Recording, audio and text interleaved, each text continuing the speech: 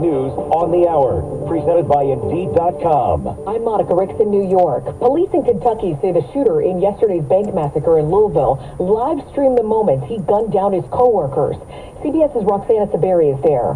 It was confirmed that he was a current employee at the bank. We knew before also that he had served as an intern here for 3 summers and then started working here full-time in 2021. We also heard that he legally purchased the firearm he used in the shooting. He purchased it on April 4th from a local dealership.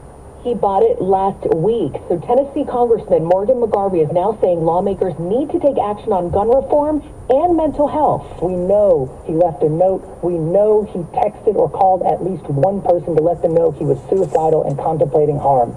But we don't have the tools on the books to deal with someone who is an imminent danger to themselves or to others. The shooter killed 5 people. President Biden's now on his way to Northern Ireland to mark the 25th anniversary of the Good Friday Agreement. He talked to reporters before boarding Air Force One. Make sure the Irish Accords and the Windsor Agreement stay in place. Keep the peace. The Pentagon's still looking into how highly classified documents ended up on social media this week. CBS's Olivia Gazis tells us what they're tracking. IP addresses for printers, for computers, possible date stamps on the photographs that appear to have been taken of these documents. So investigators will be looking for those, as well as looking at some of those distinctive items that we see visible on the desk behind the photographs of these documents. The Pentagon says some are related to the war in Ukraine and could pose a threat to national security. Meantime, the Biden administration is giving the Congressional Gang of 8 access to classified documents that were recovered from the homes of President Biden, former President Trump, and former Vice President Pence.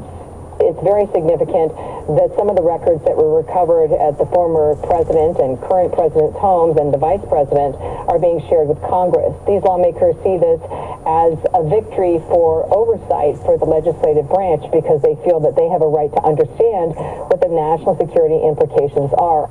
That's CBS's Catherine Herridge reporting.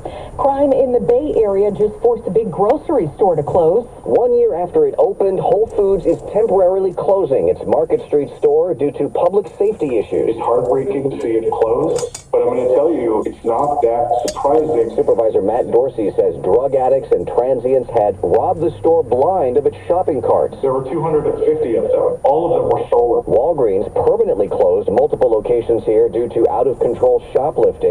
Most stores are starting to lock up their products. This is CBS News.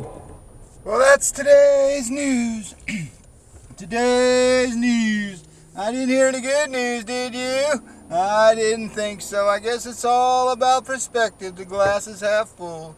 Well, as always, I'd like to thank you again for coming along with me on these Dashcam News adventures. You know the drill.